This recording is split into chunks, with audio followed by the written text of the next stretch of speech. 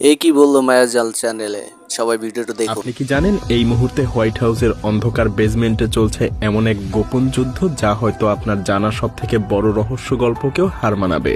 মাত্র একটা সাধারণ খাবার তৈরি করতে জড়িত থাকে ৩০ জন মানুষ, টানা ৯৬ ঘন্টার সিক্রেট মিশন আর এমন এমন সব সিকিউরিটি যা পারমাণবিক ক্ষেপণাস্ত্র রক্ষণাবেক্ষণের চাইতেও জটিল মনে হবে।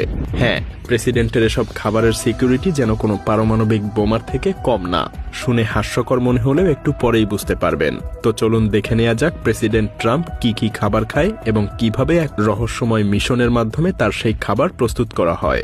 হোয়াইট হাউসে প্রেসিডেন্ট ট্রাম্পের জন্য এই মহাযজ্ঞের শুরুতে প্রথমে অন্ধকার বেজমেন্টে একজন শেফ একটা স্প্রেডশিটের দিকে ধ্যানমগ্ন হয়ে তাকিয়ে থাকেন, যা দেখতে একেবারে মিলিটারি আক্রমণের পরিকল্পনার মতো মনে হয়। এতে লেখা থাকে কোন মিনিট, কোন সেকেন্ডে কোন উপাদান এসে পৌঁছাবে, কোন ওভেনে কোন খাবার রান্না হবে, আর ২০টা ভিন্ন খাবারের জন্য সেই মারাত্মক নির্ভুল তাপমাত্রা যা সবগুলো একই সাথে একই মুহূর্তে তৈরি হতে হবে।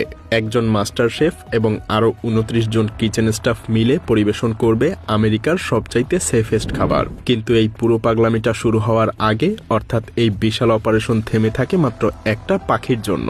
হ্যাঁ, মাত্র একটা টার্কি পাখি। কিন্তু এটা কোনো সাধারণ টার্কি না, এটা আমেরিকার সবচাইতে গুরুত্বপূর্ণ পাখি। আপনি এখন দেখতে পাচ্ছেন উইলার্ড ইন্টারকন্টিনেন্টাল হোটেলের ঝকঝকে মার্বেল লবি দিয়ে একটা বিশাল টার্কি হেঁটে যাচ্ছে।